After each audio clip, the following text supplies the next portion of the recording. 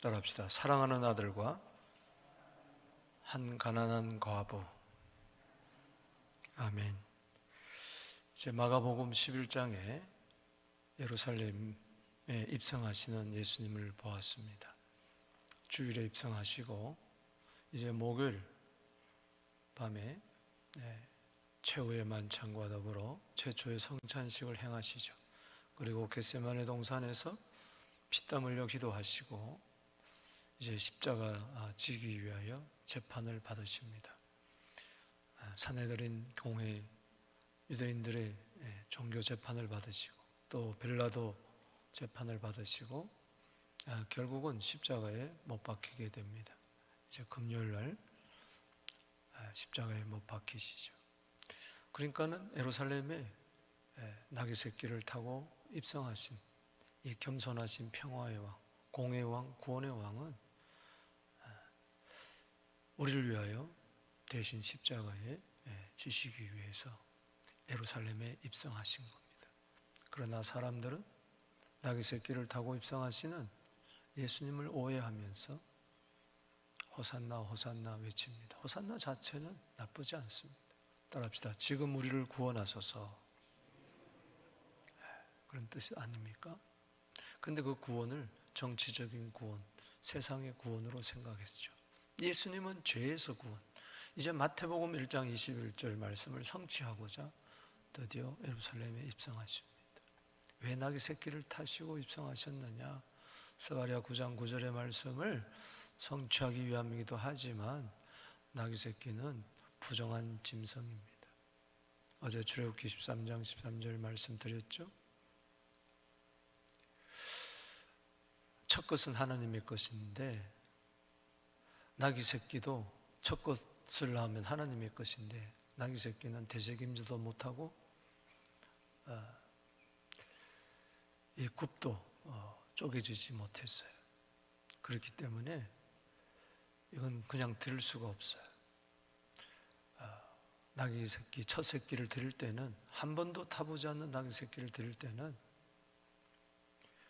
반드시 어린 양을 대신해서 드려야 했어요. 참 이것은 의미가 있습니다. 예수님께서 나귀 새끼를 타신 것은 부정한 우리들을 위해서 그들의 죄를 다 지시고 세상 죄를 지고 가는 어린 양이 되시기 위해서. 할렐루야. 놀랍습니다.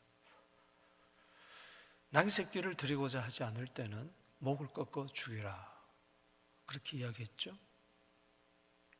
예수님 대신 부정한 우리들을 위해서 십자가에서 목이 꺾인 것과 같이 돌아가신 겁니다. 예수님 성전을 청결케 하시고 특별히 무화과 나무를 저주하셨어요. 그 무화과 나무는 저주받은 나무예요. 바로 그 저주받은 나무에 달려서 예수님은 대신 저주를 당하시고 우리에게 구원을 주신 줄로 믿습니다. 이제 12장 볼 텐데요. 예수님께서 예루살렘에 들어오셔서 마지막 이제 가르치고 이제 저들에게 세상을 떠나기 전에 십자가 지기 전에 참 안타까운 마음으로 저들과 바리새인들, 오늘 여기 서기관 대제사장, 또 헤롯 땅 사두개인들, 종교주의자들이 총출동하고 있어요. 어떻게 하든지 예수님을 죽이려고 시험하고 계책을 세우고 잡으려고 올무를 놓으려고 하는 그런 상황에도 참 하늘의 진리를 가르쳐주고 있습니다. 마지막 주간에 오늘 하신 말씀, 그 사건이 오늘 12장에 약 7가지가 나옵니다. 첫 번째는 예수님이 포도원 농부 비유를 해주세요. 그러면서 결국은 사랑하는 아들마저 죽여버리는 이 포도원 농부들, 그 포도원 밖으로 버려버리죠. 이것은 예루살렘 영문 밖에 돌아가신 하나님의 사랑하는 아들 예수 그리스도를 이야기합니다. 그들을 버렸지만 그러나 건축자의 버린 돌이 진무통이의 머릿돌이 되신 줄로 믿습니다. 후원의 돌이 되셨다는 것이죠. 그리고 이어서 두 번째는 이 세금 논쟁입니다. 이 가이사의 것 세금 바쳐야 됩니까? 가이사에게 바치리까 말일까? 가이사는 로마 황제죠. 하나님의 백성이 바쳐야 됩니까? 말아야 됩니까? 그럴 때 가이사의 것은 가이사에게, 하나님의 것은 하나님에게. 따라합시다. 가이사의 것은 가이사에게, 하나님의 것은 하나님에게 바치라. 여기 또 깊은 의미가 있죠. 그 다음엔 또 사두개인들, 부활이 없다고 믿는 이 사두개인들이 부활의 문제를 들고 나옵니다. 그러면서 신명기 25장 5절 이하에 나오는 모세의 율법 가운데 계대법을 가지고 일곱 형제가 한 여인을 두고 결혼을 했는데 마지가 죽고 형수가 그 다음 해서 일곱 형제가 다 죽었는데 그 여자는 부활하면 누구의 아내가 되겠습니까? 부활도 능력도 성경도 하나님의 능력도 모르므로 너희가 오해하였구나. 하나님은 죽은 자의 하나님이 아니고 뭐요? 산 자의 하나님이다. 이 부활에 대해서 이야기하지만 실제적으로는 영생의 문제를 또 예수님이 신랑이 된다는 것을 이야기를 해 주시는 이야기. 그리고 네 번째는 또 예수님을 시험하려고 오는 서기관을 향해서 그들이 묻습니다. 가장 크고 첫째는 계명이 뭡니까? 사랑이죠. 따라합시다. 하나님 사랑, 이웃 사랑. 이제 그것을 이야기하면서 시편 110편 말씀을 가지고 1절 말씀을 가지고 성령에 감동되었던 다윗이 자기의 후손으로 올 그 자손을 바라보며 그리스도라고 여기며 주라고 했다 하면서 너희들은 예수를 단지 요셉과 마리아의 아들 다윗의 혈통으로 온 사람으로만 생각하지만 아니다. 내 주 하나님이 내 주께 하나님과 동등하신 분이다 라는 것을 이야기해 주시죠. 성령의 감동이 되어야 예수를 주로 신할 줄로 믿습니다. 그리고 여섯 번째로 이 외식하는 서기관들을 삼가라. 외식하는 저들 7가지 폐해를 이야기하면서 그들을 삼가 조심해라 주의를 줍니다. 그리고 마지막 7번째로 외식하는 이 서기관과 달리 탐욕스러운 서기관과 달리 가난한 과부의 두 렙돈 드리는 헌금 이야기를 하시면서 오늘 마칩니다. 이제 13장은 내일 볼 거지만은 소계시록이라고 부르는 이제 종말장이라고 흔히 이야기를 하죠. 오늘 7가지 주는 교훈이 처음에는 사랑하는 아들로 시작해서 마지막에 가난한 과부 이야기로 끝나는 이 이야기, 그 속에 담겨진 진리가 뭔가, 왜 이렇게 배열을 했을까? 의미가 있다는 것입니다. 자, 먼저 이 포도원 농부 비유 1절에서 12절 이야기입니다. 여기 한 사람이 포도원을 만들어 산울타리를 두르고 접자는 틀을 만들고 망대를 지어서 농부들에게 세를 주고 타국에 갔어요. 때가 이르면 농부들에게 포도원 소출 얼마를 받으려고 한 종을 보내니 그들이 종을 잡아 심히 때리고 거저 보내었어요. 따라합시다. 때리고. 다시 다른 종을 보내니 그의 머리에 상처를 내고 능욕하였거늘. 따라합시다. 머리에 상처를 내고 능욕하였거늘. 또 다른 종을 보내니 그들이 그를 죽이고 그의 많은 종들도 때리고 더러는 죽인지라. 이거는 하나님께서 구약 시대의 선지자들 이스라엘에게 보냈지만은 결국은 저들은 때리고 그리고 머리에 상처를 내고 능욕하고 죽이고 또 때리고 죽이고, 이거는 사랑하는 아들이 겪게 될 고난을, 능욕을, 죽임당함을 저들이 다 예표로서 당한 거예요. 구약시대 선지자들의 그 고난과 그 시련, 박해는 전부 다 앞으로 장차 오실 예수 그리스도를, 그리스도의 고난과 죽으심을 이야기하는 겁니다. 마지막 선지자가 누굽니까? 세례 요한이죠. 세례 요한도 구약의 마지막 선지자로서 소반에 목이 달리잖아요. 얹혀지잖아요. 여기 보면은 머리에 상처를 내고 예수님 가시며 혈관을 쓰시고 능욕당하고 주먹으로 때린다고 채찍당하고 죽습니다. 예표자들이죠. 이제 한 사람이 남았어요.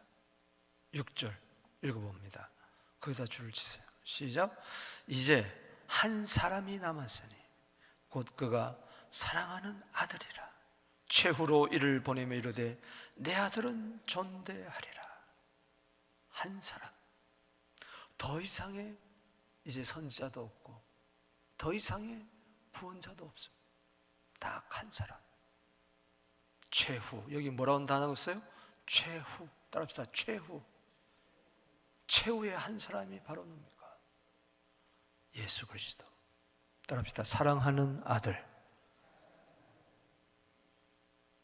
마가복음 1장 11절에 뭐라고 그랬어요?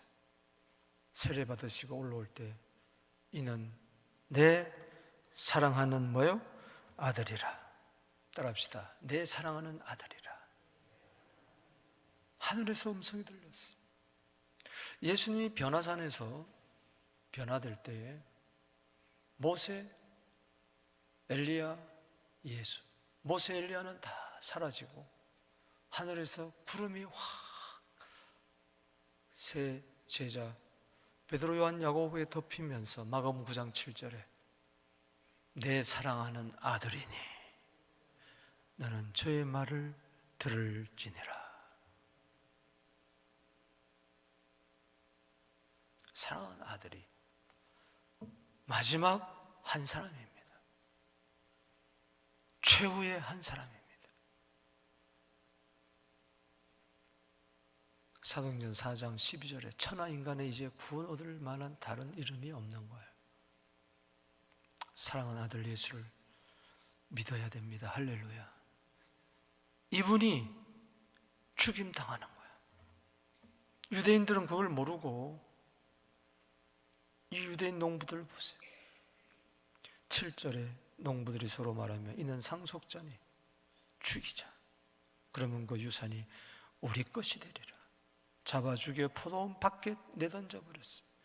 예수님 영문 밖 골고다 해골 언덕에서 십자가에 들어가셨죠. 왜? 저주받은 네가 무슨 예루살렘 안에서 영내에서 죽을 수가 없다. 예루살렘 밖 저주받은 땅 언덕 해골바위에 십자가에 못 박여 죽어버리는 거죠. 포도원 주인이 어떻게 하겠느냐. 와서 그 농부를 진멸하고 포도원을 다른 사람에 주리라. 복음이 이스라엘에서 이방인으로 넘어가는 과정을 이야기합니다. 그리고 하시는 말씀이 10절에 성경의 건축자의 버린 돌이 모퉁이의 머릿돌이 되리라. 따라합시다. 건축자의 버린 돌이 진 모퉁이의 머릿돌이 되리라. 예수님은 돌이십니다. 신령한 반석이십니다. 고린도서 10장 4절에 예수님은 산돌이십니다. 베드로전서 2장 5절 등지. 그러나 이 반석이신 이 예수를 버리는 거죠. 그러나 이 버린 돌이 건축자들이 버린 돌이 아이 저건 쓸모없어 버린 돌이 진 모퉁이의 머릿돌이 되었다. 모퉁이는 코너스톤. 우리 교회도 전체 건물이 저 나사렛 성전 코너에서부터 시작돼. 저는 그걸 봤어요. 기도하고 첫 그 머릿돌이 냈으니까 모퉁이돌. 그건 처음 돌이고, 처음 돌 놓고 좌우로 위로 올라가는 거예요. 그게 모퉁이돌이 되고, 그게 나중에 머릿돌이 되는 거예요. 모퉁이돌은 뭐예요? 시작이에요. 집을 지을 때 시작. 그리고 머릿돌은 뭐예요? 마지막 돌이에요. 그 돌이 돌 하나 딱 놓고 거기서부터 쫙 위아래로 집을 지어가는 거예요. 유대인들 따라합시다. 모퉁이돌, 코너돌이라는 거죠. 그 다음에 뭐예요? 머릿돌. 이거는 구원의 알파와 오메가라는 것입니다. 아멘. 예수는 우리의 구원의 시작이 되고 우리의 마침이 될 줄로 믿습니다. 나에게 이루어지는 게 내 노력으로, 내 의지로, 내 열심으로 구원을 이루는 게 아니에요. 주님이 나의 모퉁이돌이 되셨습니다. 그랬으니 반드시 구원의 마침이 될 줄로 믿습니다. 머릿돌이 될 줄로 믿습니다. 구원의 시작과 완성이라는 것이죠. 사랑하는 아들, 그분밖에 없습니다. 누가 나를 위해서, 누가 나귀 새끼 같은 나를 위해서 예수님을 십자가에 못 박아버린 나를 누가 살리겠습니까? 예수밖에 없습니다. 천하인간의 구원 얻을 만한 다른 이름 주신 일이 없다. 그게 어디서 나왔습니까? 베드로전서 2장에서도 이야기를 하고 모퉁이돌 이야기하고 사도행전 4장 10절에도 이야기하고 있어요. 건축자의 버린 돌이 진모퉁이의 머릿돌이 되었느니라. 천하인간의 구원 얻을 만한 다른 이름을 우리에게 주신 일이 없느니라. 사도행전 4장 10절에서 12절 말씀입니다. 이것은 시편 118편 22절 23절 말씀을 이미 다윗이 거기에 기록되어 있는 것이죠. 할렐루야. 이게 귀한 들이에요. 11절에 주로 말미암아 된 것이니 우리 눈에 놀랍도다. 읽어보지 못하였느냐. 이것은 시편 118편 22절 23절 읽어봐라. 오늘 이 사순절 기간에 능욕당하고 침뱉음 당하고 머리에 상처를 받고 나귀 새끼 같은 나를 위해서 세상 죄를 지고 가는, 나의 죄를 지고 가는 어린 양이 되신 이 사랑하는 아들을 바라보게 되기를 주 이름으로 축원합니다. 내 사랑하는 아들이라, 내 사랑하는 아들이라 나에게 준 거예요. 왜? 하나님이 나를 사랑하시니까.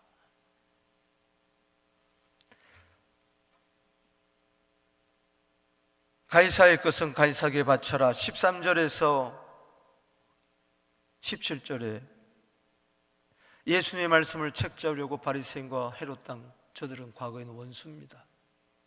바리새인은 세금 바치지 말자는 것이고, 또 헤롯 당원들은 세금 바치자는 사람, 정치적인 사람들이, 이들이 예수님을 올무를 놓으려고 맹수같이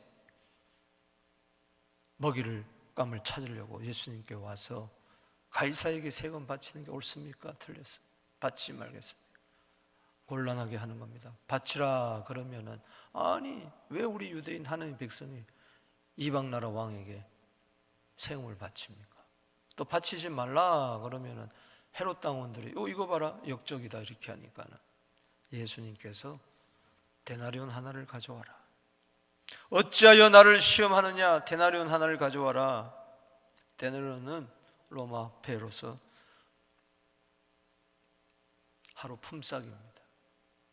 거기에 보면은 로마 황제의 화상이 있어요. 형상이 거기에 기록되어 있어요. 그 신의 아들 카이사라는 것은 황제라는 것이죠. 거기에 형상과 글이 있는데 이것을 딱 가져오니까 뭐라고 이야기를 합니까? 17절에, 자 16절 보십시다. 시작. 가져왔거늘 예수께서 이르시되 이 형상과 이 글이 누구의 것이냐 이르되 가이사야.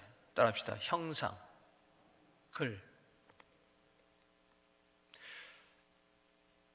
형상과 글이 있어요. 이거는 가이사의 형상이에요. 가이사에게 바쳐진 글이에요. 이것을 바라보면서 예수님이 이렇게 이야기합니다. 17절에 시작.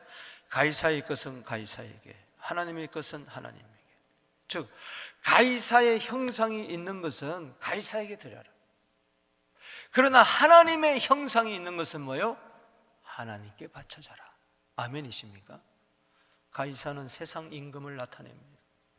요한복음 12장 31절에 세상 임금, 바로 마귀의 형상이에요.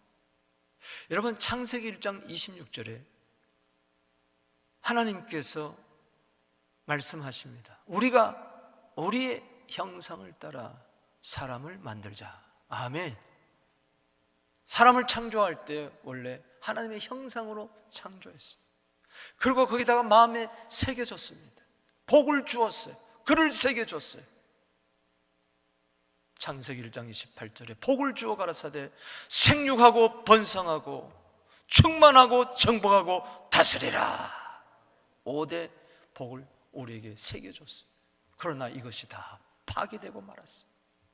대신에 사람의 심령판에는 뭐가 새겨졌습니까? 마귀의 형상이 새겨졌죠. 마귀의 글들이 새겨졌어요. 그래서 사랑하는 아들이 오셨습니다. 아멘. 사랑하는 아들이 오셔서 이 형상을, 파괴된 하나님의 형상을 회복시켜 준 거예요.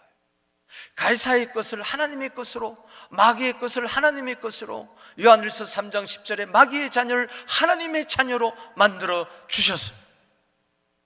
아빠, 엄마 소도 얼룩소 뭐요? 엄마 닮았네. 가이사의 형상은 있는 사람은 가이사를 닮은 거예요. 마귀의 형상은 있는 사람은 마귀를 닮는 거예요. 그러나 하나님의 형상을 받은 자는 뭐요? 하나님을 닮는 거예요. 하나님의 자녀라는 거예요. 할렐루야. 사랑하는 아들이 오신 목적은 맏아들로서 그 형상을 본받게 하기 위해서 로마서 8장 29절에 이야기하지 않았습니까? 따라합시다. 그리스도는 하나님의 형상이라. 왜 사랑하는 아들이 십자가에 죽으시고 피 흘리시고 삶을 부활하셔서 우리를 구원하십니까? 그 구원하는 것은 잃어버린 하나님의 형상, 파괴된 하나님의 형상을 뭐요? 회복시켜 주기 위함인 것입니다. 그래서 고린도후서 4장 4절에 따라합시다. 그리스도는 하나님의 형상이라. 예수를 그리스도라고 믿는 자, 사랑하는 하나님의 아들이라고 믿는 자 속에는 마귀의 형상은 사라지고 하나님의 형상이 회복되고 하나님의 말씀이 그 가운데 다시 기록될 줄로 믿습니다. 너는 내 것이다. 할렐루야. 이사야 43장 1절에 야곱아, 너를 창조하신 자가 이제 말씀하시니라. 이스라엘아, 너를 구속한 자가 이제 말씀하시니라. 너는 두려워 말라. 내가 너를 구속하였고 지명하여 불렀나니 따라합시다. 너는 내 것이라. 우리는 그리스도의 것이요 하나님의 것인 줄로 믿습니다. 골로새서 1장 15절에 그는 보이지 않는 예수 그리스도 사랑하는 하나님의 아들, 그분은 보이지 않는 하나님의 형상이라 그렇게 이야기했어요. 그래서 우리는 하나님의 형상이기 때문에 하나님께 바쳐지고 하나님 품으로 돌아갈 줄로 믿습니다. 세금 문제가 이야기하는 게 아니에요. 하나님의 형상, 재창조된 사람, 그리스도 안에서 새로운 피조물 된 사람은 하나님께 바칠 수밖에 없는 것이죠. 13절에서 27절까지 세 번째 이야기입니다. 부활이 18절에 보십시다. 부활이 없다고 하는 사두개인들은요 천사도 없다 그래요. 죽으면 그만이라 그래요. 내세를 믿지 않습니다. 그러니 천국도 없고 지옥도 없고 저들은 부활도 없습니다. 세속적입니다. 그래서 아주 탐욕스러운 사람들이 무슨 부활이 있어 하면서 신명기 25장 5절 말씀, 여기 보면은 칠형제가 있는데 여기 19절 이하 말씀이죠. 신명기 25장 5절에서 6절 보면 나옵니다. 소위 말해서 계대법, 결혼 계대법. 칠형제가 있는데 마지가 죽으면은 그 형수는 둘째가 취해야 되고, 또 둘째 죽으면 셋째가 죽고. 이거 억지 이야기죠. 이런 이야기가 어디 있어요? 이런 일은 없습니다. 억지로 논리를 펴는 거죠. 7 형제 다 죽었다. 그럼 7 형제가 한 여자를 취했는데 만약에 부활한다면 누구의 아내가 될 것이냐? 24절에 성경도 하나님 능력도 알지 못함으로 오해했다. 25절에 사람이 죽은 자 가운데 살아날 때는 장가도 아니 가고 시집도 아니 가고 하늘에 있는 뭐요? 천사와 같다. 여러분, 이 땅의 모든 가정제도는 그림자입니다. 천국에 가면요, 여보 남편 없어요. 내 자식 엄마 아빠 이런 거 없어요. 천사와 동등이에요. 결혼 제도가 없어집니다. 섭섭합니까? 네. 누가복음 20장 36절 말씀에 뭐라고 그랬어요? 천사와 동등이요, 따라합시다. 부활의 자녀요, 하나님의 자녀라. 그거밖에 없어요. 그리고 이 땅의 모든 결혼, 남자와 여자는요, 남편, 아내는요, 다 교회와 그리스도를 나타내는 하나의 그림자예요. 아버지와 자식도 하나님 아버지와 우리 자식의 그림자예요. 실체가 오면 다 사라지는 거예요. 천국에 가면요, 여보 당신 이거보다도요, 아빠 엄마 아들아 딸아 이거보다 더 좋은 그 하나님과의 우리 신령한 관계가 이루어질 줄로 믿습니다. 완성되는 날이죠. 그때 신랑이 있다면 누구밖에 없습니까? 예수밖에 없습니다. 할렐루야. 영적인 것이죠. 그러면서 26절에 아브라함의 하나님, 이삭의 하나님, 야곱의 하나님이다. 그들이 죽지 않았다. 살아있다. 하나님은 죽은 자의 하나님이 아니고 산 자의 하나님입니다. 할렐루야. 아브라함도 이삭도 야곱도 부활될 것이다. 너희가 크게 오해하였구나. 여러분, 부활이요 생명이신 예수님을 믿습니까? 아멘이십니까? 그 다음에 네 번째, 여기 28절에서 34절까지 서기관 중 한 사람이 28절에 변론한 것을 읽고 예수께 나와 묻되 모든 계명 중에 가장 첫째가 무엇입니까?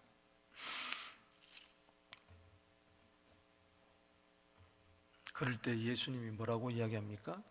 29절 읽어봅시다. 시작. 첫째는 이것이니 이스라엘아 들으라. 주 곧 우리 하나님은 유일한 주시리라. 마음 다하고 목숨 다하고 뜻 다하고 힘 다하여 주 너희 하나님을 사랑하라 하신 것이요. 둘째는 이와 같으니 네 이웃을 내 자신같이 사랑하라 하신 것이라. 이보다 더 큰 계명이 없느니라. 마태복음 12장 35절에 보면은 이 아이 똑같은 말씀이 나오는, 그때는 예수님을 시험하려고 물었다 그랬어요. 그때 예수님께서 아시지만 대답해 주시죠. 참 자상하신 하나님이시죠. 모든 논쟁에 다 응답해 주시죠. 모든 시험에 다 대답해 주시죠. 왜? 저들을 구원하려고. 그러면서 신명기 6장 4절 쉐마 이스라엘 들으라. 6장 5절 마음 다하고 뜻 다하고 힘 다하여 주 너희 하나님을 사랑하라. 그리고 내 이웃을 내 자신같이 사랑하라. 그 말은 레위기 19장 18절 말씀이에요. 신명기 6장 5절 말씀과 레위기 19장 18절 말씀을 종합해서 이야기하는 것이죠. 거기 보면 원수를 사랑하고 동포를 원망하지 말고 네 이웃을 네 자신같이 사랑하라. 아멘. 그게 가장 크고 첫째는 계명이다. 둘째도 똑같다. 마태복음 22장 37절 38절에도 똑같은 말씀이 나옵니다. 따라합시다. 하나님 사랑과 이웃 사랑은 같은 계명이다. 그래서 십계명이 하나님 사랑, 이웃 사랑이죠. 그게 십자가잖아요. 하나님 사랑, 이웃 사랑. 여러분, 요한일서 4장 20절 21절에 하나님을 사랑한다고 하면서 눈에 보이는 바, 보이지 않는 하나님을 사랑한다고 하면서 보이는 하나님을 눈에 보이지 않는 하나님을 사랑한다면서 늘 보는 바 형제를 사랑하지 아니하면 그건 거짓말하는 자라. 따라합시다. 하나님을 사랑하는 자는 또한 형제를 사랑할지니라. 아멘. 이 사랑하는 자가 하나님 나라에 들어가는 거예요. 그래서 하나님 나라에 가면은 사랑밖에 없어요. 할렐루야. 아멘이십니까? 부활하면 뭐가 남겠어요? 사랑밖에 없어요. 천국 가면 사랑밖에 없어요. 그걸 이야기하는 거예요. 그러면서 여기 33절에 마음 다하고 지혜 다하고 힘을 다하여 하나님 사랑하는 것과 이웃을 자기 상에 사랑하는 것이 전체로 드리는 모든 번제물과 기타 제물보다 나으니라. 할렐루야. 그렇기 때문에 여러분, 예물을 드릴 때 이 속에 뭐가 있어야 됩니까? 사랑이 있어야 되는 거예요. 사랑 빠지면 아무 소용이 없어요. 그럴 때 네가 하나님 나라에 가깝도다, 멀지 않도다. 여기 34절에 그렇게 이야기하죠. 우리 모두 다 하나님 나라에 들어갈 줄로 믿습니다. 하나님 나라는 사랑의 나라인 줄로 믿습니다. 우리를 어두움에서, 골로새서 1장 13절에 흑암의 권세에서 우리를 건져내시고 가이사의 권세에서 건져내고 사랑의 아들 글로 옮겨주신 줄로 믿습니다. 그게 하나님 나라죠. 그 다음에 다섯 번째, 35절에서 37절까지 이 그리스도가 추가된다는 것. 그 당시 이 서기관들은 그리스도를, 메시아를, 앞으로 그리스도는 메시아잖아요. 오실 메시아는 우리를 위해서 구원할, 로마의 압정에서 구원하실 그 메시아를 다윗의 자손으로 알았어요.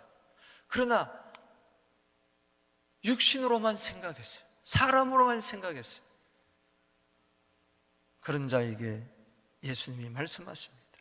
내가 이제 십자가에 죽는데, 사랑을 위해서 죽는데, 사랑의 왕으로서 나는 주다. 할렐루야. 하나님과 동등한 주다. 그러면서 36절 35절에 예수께서 성전에 가실 대답하여 이르시되 어찌하여 서기관들이 그리스도를 다윗의 자손이라 하느냐. 36절 읽어봅시다. 시작. 다윗이 성령이 감동되어 친히 말하되 주께서 내 주께, 따라합시다. 주께서 내 주께. 앞에 주는 성부 하나님, 그 다음 나오는 주는 뭐예요? 성자 하나님. 이분이 메시아라는 거예요. 이르시되 내가 내 원수를 내 발 아래 둘 때까지 내 우편에 앉아 있으라.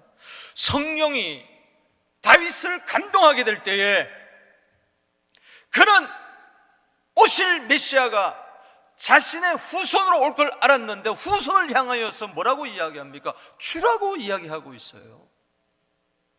놀랍잖아요. 그래서 다윗이 그리스도를 주라 했은지 어찌 그의 자손이 되겠느냐. 다윗은 예수님 오시기 전, 그리스도로 오시기 전 1000년 전의 사람입니다. 그가 성령에 확 감동되어 가지고 시편 110편을 기록한 거예요. 거기 시편 110편 1절에 바로 36절 말씀이 기록되어 있는 겁니다. 여호와께서 내 주께 이르시되 너의 원수를 발등상이 될 때까지 너는 내 우편에 앉아 있으라. 이게 무슨 이야기입니까? 예수님께서 그리스도로 오셔서, 사랑하는 아들이 그리스도로 오셔서 주가 되셔가지고, 주가 되시기 위해서, 임금과 주가 되시기 위해서 십자가에 죽으시고 부활하시고 승천하셔서 하나님 보좌 우편에 앉아 계십니다. 할렐루야. 이분은 반드시 다시 오실 것입니다. 다시 오실 때 계시록 17장 14절에 만왕의 왕, 만주의 주, 온 세상에 선포될 줄로 믿습니다. 그래서 성령의 감동이 돼야 돼. 그래야 예수를 믿어. 사랑하는 아들이구나. 예수님은 하나님의 아들, 이분은 그리스도구나. 할렐루야. 자, 아까 12장 6절에 따라합시다. 사랑하는 아들, 사랑하는 아들. 이 사랑하는 아들이 누구예요? 이분이 바로 예수입니다. 35절에 예수, 이분은 누굽니까? 그리스도입니다. 할렐루야. 이분은 주입니다. 믿습니까? 다윗이 그리스도를 주라 하였은즉 37절에 어찌 그의 자손이 되겠느냐. 이런 말씀을 들으면 여러분 즐거워야 돼요. 기뻐해야 돼요. 37절에 많은 사람들이 즐겁게 듣더라. 예수는 주, 예수는 메시아, 구원자 그리스도, 예수는 하나님의 사랑하는 아들, 이분이 나귀 새끼 같은 나, 부정한 나, 죄 많은 나를 위하여 세상 죄를 지고 가는 하나님의 어린 양이 되셔서 나를 구원하셨구나. 예수는 나의 주. 할렐루야. 모두 무릎을 꿇고 예수는 주, 예수는 주 찬송할 수밖에 없는 것이.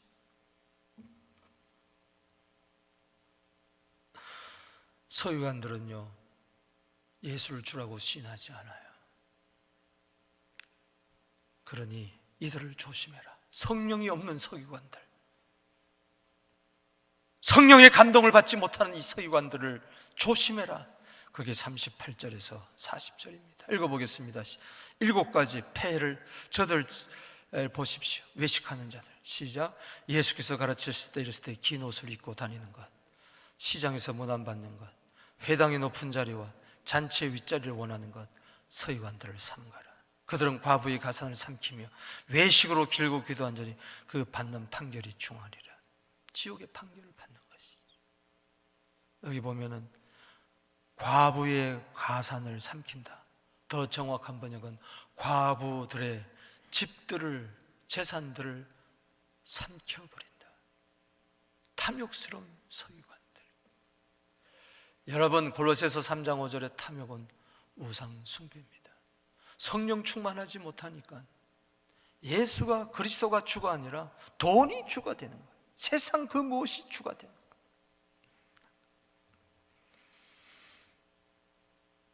성령으로 아니하고는요, 고린도서 12장 3절에 예수를 주라고 할 수가 없어요. 그리스도를 주라고 할 수 없어요. 예수님이 만국의 보배인 줄로 믿습니다. 나의 주, 나의 하나님인 줄로 믿습니다. 나의 전부일 줄로 믿습니다. 어찌 온 천하를 준다 해도 어떻게 예수와 바꾸겠냐는 것이. 그래서 이 외식하는 탐욕스러운 서기관과 반대되는 삶을 사는 한 가난한 과부를 소개하고 있어요. 그래서 여기가 나오는 거예요. 41절에 44절까지 읽어보겠습니다. 시작. 예수께서 헌금함을 대하여 앉은 물을 어떻게 헌금함에 넣는가를 보실세. 여러 부자는 많이 넣는데. 자, 보세요. 예루살렘 성전에 들어가면 여인의 뜰 앞에 성전 들어가기 전에 13개의 헌금함이 있는데 이 나팔 모양으로 됐어요. 넣으면 땡그랑 이렇게 소리가 나요. 동전을 넣으면 한 가난한 과부 놓아서 2렙돈을 곧 한 고란틀로. 41절에 보실세, 따라합시다. 보실세. 주님은 다 보세요. 여러 부자는 많이 넣는데 한 가난한 과부 놓아서 2렙돈 한 고드란틀 넣는지라. 요즘 말로 말하면은 이거는 한 1불 내지 2불 채 안 되는 그런 돈입니다. 43절 읽어보겠습니다. 시작. 예수께서 제자들을 불러 이르되 내가 진실로 너희에게 이르노니 이 가난한 과부는 헌금함에 넣는 모든 사람보다 많이 넣었느니라. 44절에 시작. 그들은 다 풍족한 중에 넣었거니와 이 과부는 가난한 중에서 자기의 소유 곧 생활비 전부를 넣느니라. 따라합시다. 자기의 모든 소유 생활비 전부를 넣느니라. 여러분, 왜 이 가난한 과부, 처음에는 사랑하는 아들로 시작해서 가난한 과부를 했느냐? 이 가난한 과부를 전체적인 그림을 볼 때 구원의 모델로 삼는 겁니다.